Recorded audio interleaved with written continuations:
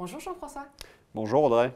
On vient de parler des SCPI en France, de la surperformance potentiellement que les régions peuvent nous offrir, un peu toutes classes d'actifs confondues. Et je pense qu'il y a une chose qu'on peut un peu détailler, c'est la façon dont la performance en Allemagne peut finalement venir souvent challenger ces surperformances en France, en région. Tu nous expliques pourquoi ?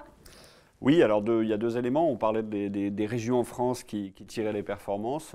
Il faut savoir aussi que la configuration allemande est un petit peu différente dans le sens où on a des landes. Donc on peut tout à fait aussi mettre un parallèle à l'investissement en France avec l'Allemagne puisqu'on est vraiment investi en région. Les régions ont un poids économique très fort en Allemagne et l'économie et l'immobilier est très réparti sur le marché allemand. Ça, c'est le premier point. Le deuxième point, c'est qu'on a effectivement une performance, en tout cas qu'on affiche nous en tant que gestionnaire, brute, puisque c'est notre communication aujourd'hui, mais par contre à nos investisseurs, on a une distribution nette, c'est-à-dire que la SCPI, en tant que société qui investit à l'étranger, va récupérer des loyers bruts, va payer l'impôt en Allemagne, donc qui va être déduit des travaux par exemple. Les travaux EG dont on évoquait tout à l'heure aussi sont déductibles et donc des loyers et donc vont impacter négativement le coût de l'impôt.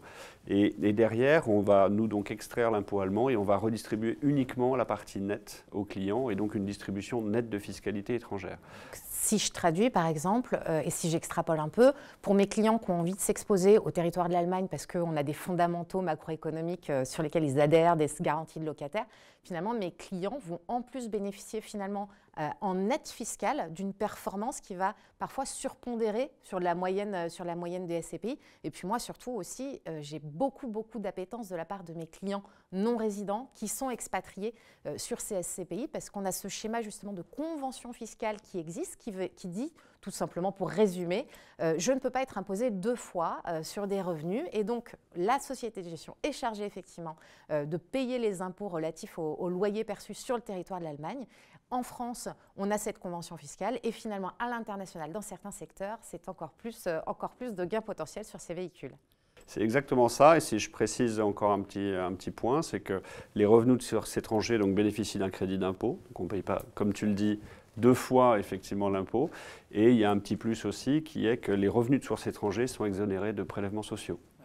Ce qui fait que tout cumuler, effectivement, c'est une façon aussi d'aller chercher de la performance en s'exposant à un territoire qu'on sait tous de taille et de structure à résister un peu au contexte et puis en optimisant la fiscalité. On est d'accord ? C'est exactement ça. Super. Merci Jean-François. Merci Audrey.